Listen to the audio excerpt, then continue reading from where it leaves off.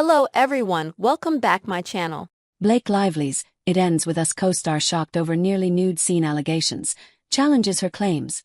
Blake Lively allegedly never complained or expressed discomfort over a scene she claimed in her legal filing was invasive, according to her It Ends With Us co-star.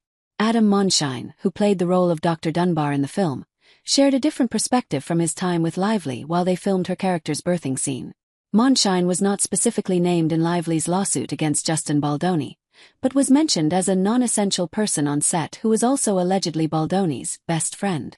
Lively, 37, alleged in both her initial December 2024 complaint and updated February 2025 complaint that the birthing scene was chaotic, crowded and utterly lacking in standard industry protections for filming nude scenes. She also claimed that Baldoni, who directed the film, failed to close the set and allowed people in who were non-essential to the scene while she was mostly nude with her legs spread wide in stirrups and only a small piece of fabric covering her genitalia.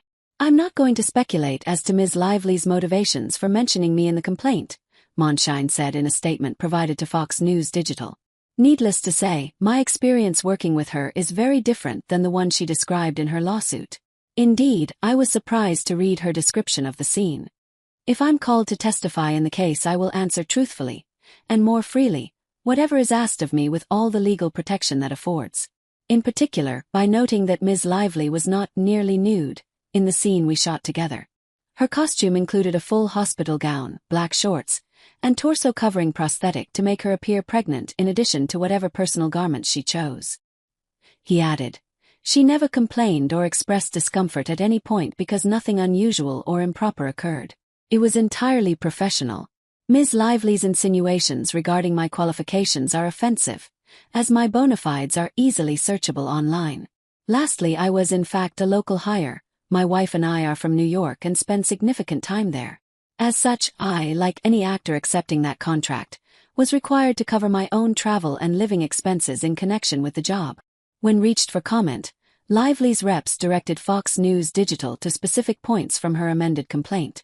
"When the birth scene was filmed, the set was chaotic, crowded and utterly lacking in standard industry protections for filming nude scenes, such as choreographing the scene with an intimacy coordinator, having a signed nudity rider, or simply turning off the monitor so the scene was not broadcast to all crew on set, and on their personal phones and iPad," Lively's complaint said.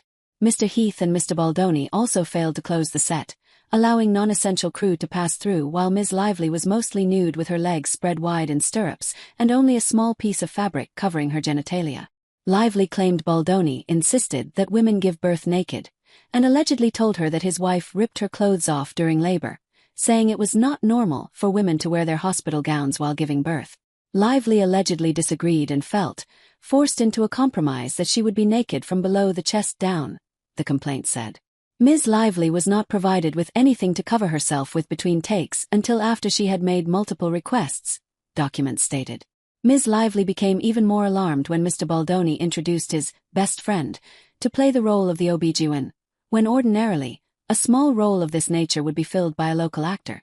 Ms. Lively felt that the selection of Mr. Baldoni's friend for this intimate role, in which the actor's face and hands were in close proximity to her nearly nude genitalia for a birth scene, was invasive and humiliating.